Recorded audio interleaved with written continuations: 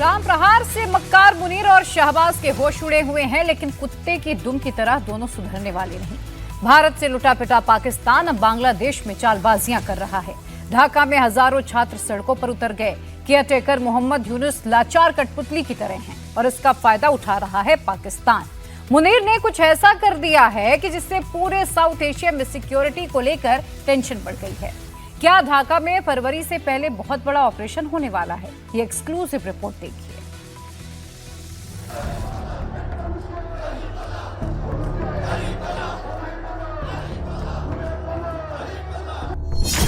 बांग्लादेश का तेजी से पाकिस्तानीकरण हो रहा है।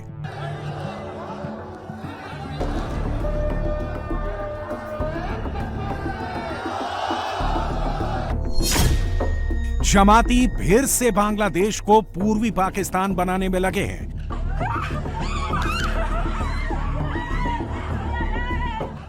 अल्पसंख्यक हिंदुओं पर हमले बढ़ गए हैं। उनकी प्रॉपर्टी छीनी जा रही है। लाठी डंडों से लैस जमाती हिंदुओं के घरों पर कब्जे कर रहे हैं। बांग्लादेश में आग लगी हुई है। सड़कों पर हंगामा मचा हुआ है। शहर शहर इमारतें जलाई जा रही हैं। बांग्लादेश में आग के शोले उठ रहे हैं। शेख हसीना को फांसी सुनाए जाने के बाद ढाका में बमबाजी हो रही है। बांग्लादेश के केयरटेकर मोहम्मद यूनुस चारों तरफ से घिर गए हैं। जिस छात्र आंदोलन की भीड़ के पीछे वो शेख हसीना को हटाकर सत्ता में आए, अब उन छात्रों की पार्टी एनसीपी भी सड़कों पर है। शेख हसीना की अवामी लीग उन्हें सड़कों पर मुंह तोड़ जवाब देने की कोशिश कर रही है। मोहम्मद यूनुस के समय में अगर किसी की ताकत सबसे ज्यादा बढ़ी है तो वो कट्टरपंथी जमाते इस्लामी पार्टी है, जिनके जुल्म सितम के खिलाफ बांग्लादेश का हिंदू भी सड़कों पर है। बांग्लादेश में मुस्लिम भी अब यही कह रहे हैं कि मोहम्मद यूनुस केयर टेकर के तौर पर पूरी तरह से फेल रहे हैं। बट एज ए सिटीजन और as an lawyer of the highest constitutional court, my statement would be that the peoples are frustrated again to see the performance of present government. Not a single reform was done. Mohammad Yunus ने बांग्लादेश को फिर से पूर्वी पाकिस्तान बनाने के चक्कर में पूरे देश को हिंसा, आग और उपद्रव में झोंक दिया है।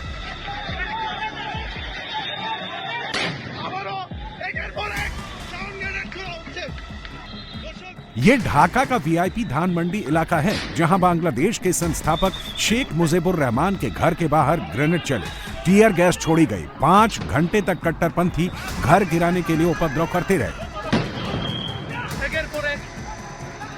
ये वही जमाते हैं जिन्होंने छात्र आंदोलन के दौरान ढाका को आग लगा दी थी। ये वही लोग हैं जिन्होंने हसीना का तख्ता पलट होने के बाद दंगे किए थे। पहले इनके टारगेट पर हिंदू थे, फिर बौद्ध और ईसाई आए, अब शिया, अहमदिया और सूफी इस्लाम को मानने वाले लोग हैं।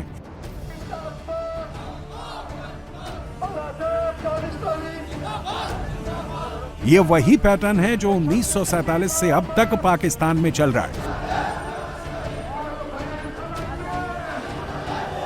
पाकिस्तान के कट्टरपंथी मौलानाओं को लगातार यूनुस सरकार ढाका बुला रही है, उनके लेक्चर करा रही है। आज जरूरत है, वरना मुसलमान पिटता रहेगा। अब हम नई दुनिया में,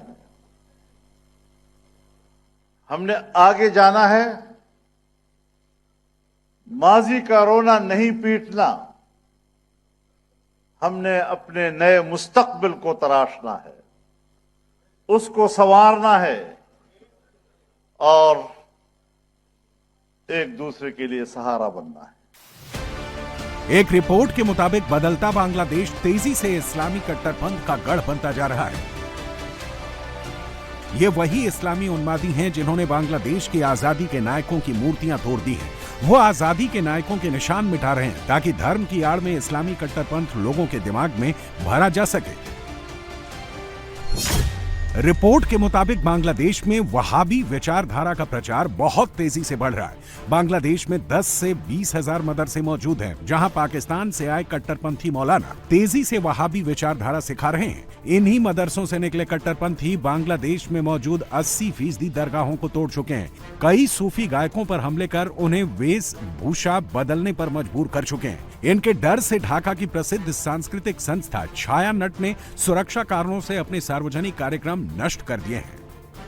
मोहम्मद यूनुस की कमजोरी का फायदा उठाकर जमातियों ने अल्पसंख्यकों पर जुल्म की इंतहा कर दी है। अवामी लीग का आरोप है कि ऐसे लोगों के खिलाफ यूनुस की सरकार में FIR तक नहीं लिखी जा रही है। अवामी लीग का आरोप है कि 14 महीने के मोहम्मद यूनुस राज में 4177 हत्याएं हो चुकी हैं। सिर्फ ढाका में 456 मर्डर हुए हैं। 216 अल्पसंख्यकों की कट्टरपंथियों ने लिंचिंग कर दी है। कई खूंखार अपराधियों को जेल से छोड़ दिया गया है।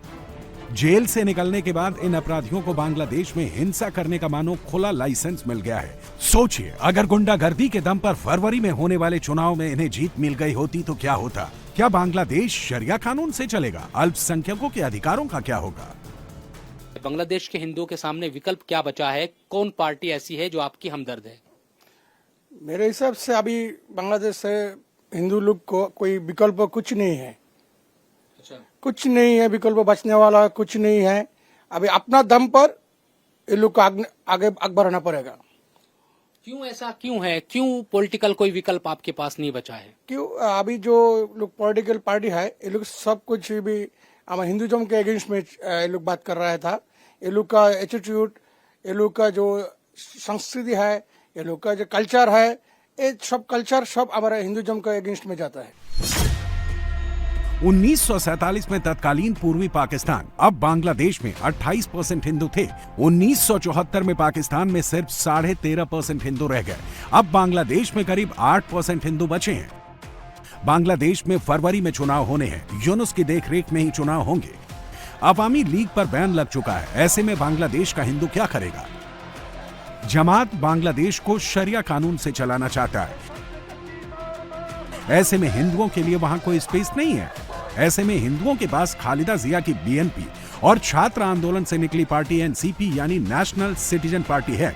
NCP सबसे ज्यादा विरोध शेख हसीना की पार्टी अवामी लीग का कर रही है। अवामी लीग पर बैन लगने के बावजूद NCP अब भी उनके खिलाफ रैलियां निकाल रही है।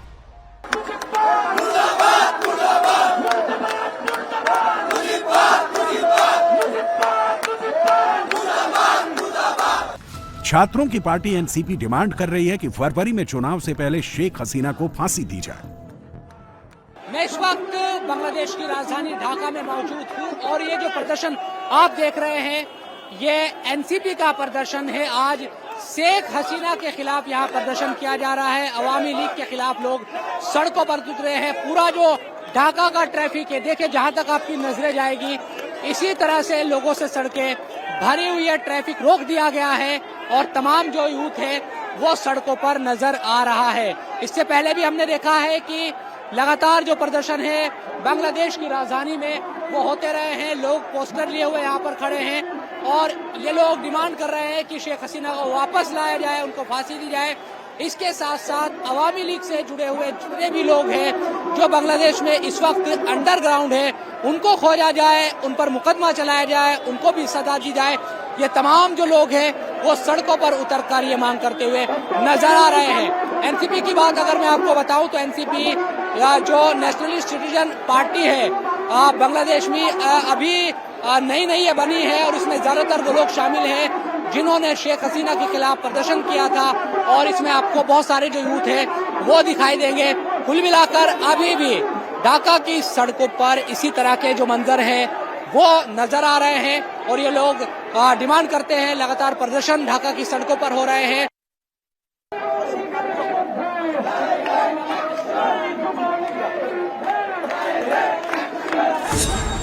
NCP भले ही छात्रों की बनाई पार्टी है, लेकिन तस्वीरें बता रही हैं कि अब इसकी कमान धीरे धीरे इस्लामिक विचारधारा के लोगों के हाथों में जा चुकी है। छात्र सिर्फ भीड़ का हिस्सा हैं, लीड कोई और कर रहा है।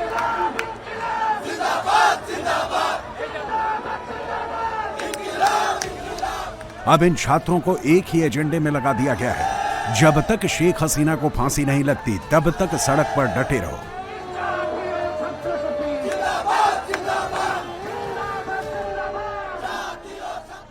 क्यों प्रदर्शन हो रहा है ये प्रोटेस्ट जब शेख हसीना यहाँ है नहीं?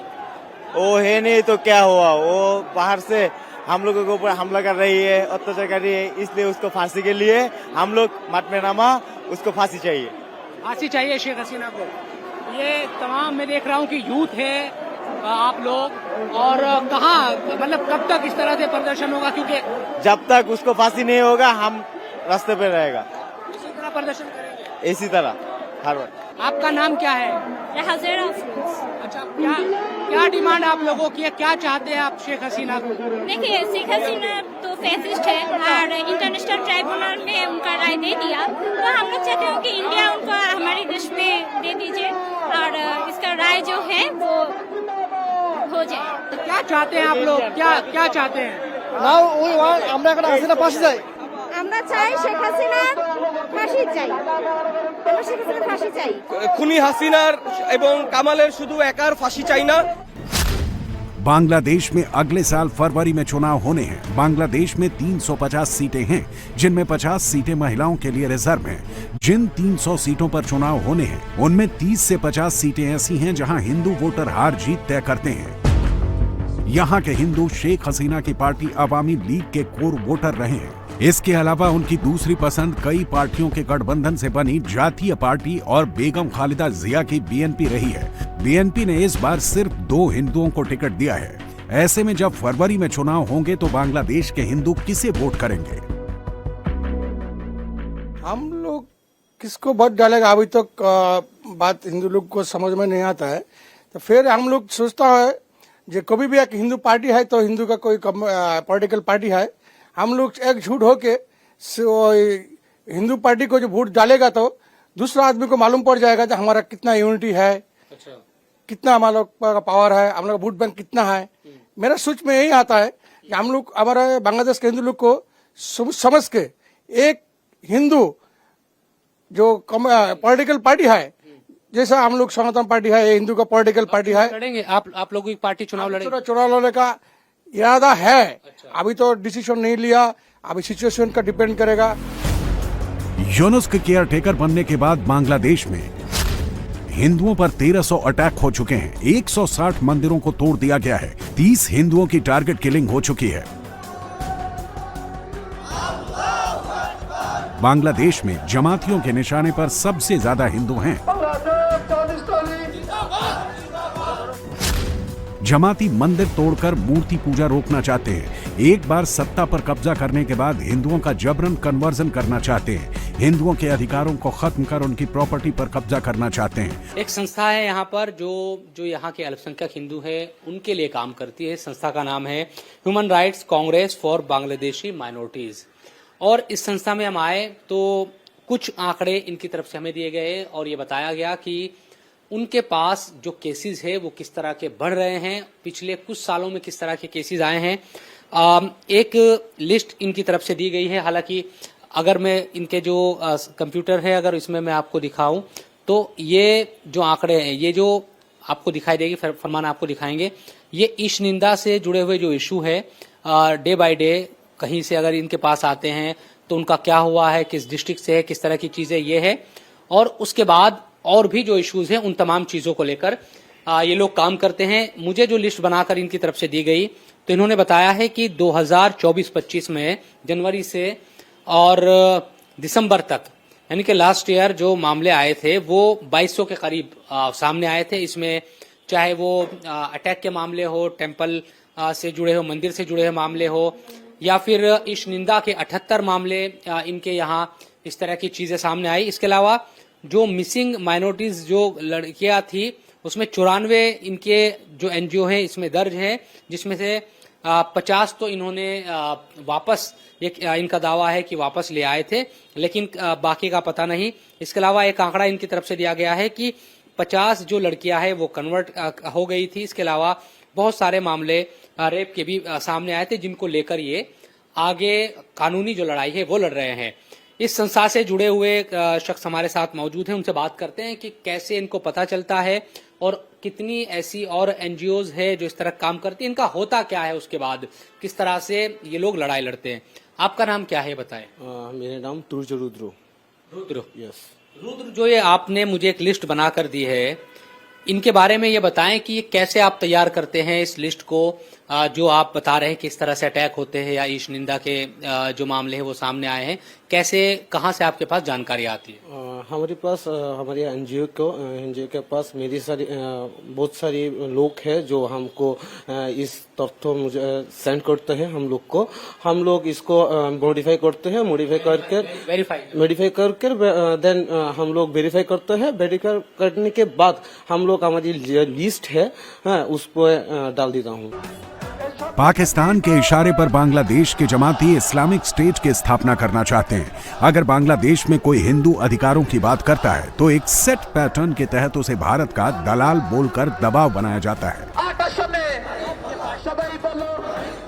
बीएनपी एवं जमात जाराई बोलन ना क्यों, बीएनपी और जमात के बारे में ज्यादा कुछ नहीं कहना चाहते। अगर हिंदू का नाम लो तो लोग बोलते हैं ये भारत के दलाल हैं। हमारा तो यही देश है, हम इसी मिट्टी में पैदा हुए हैं।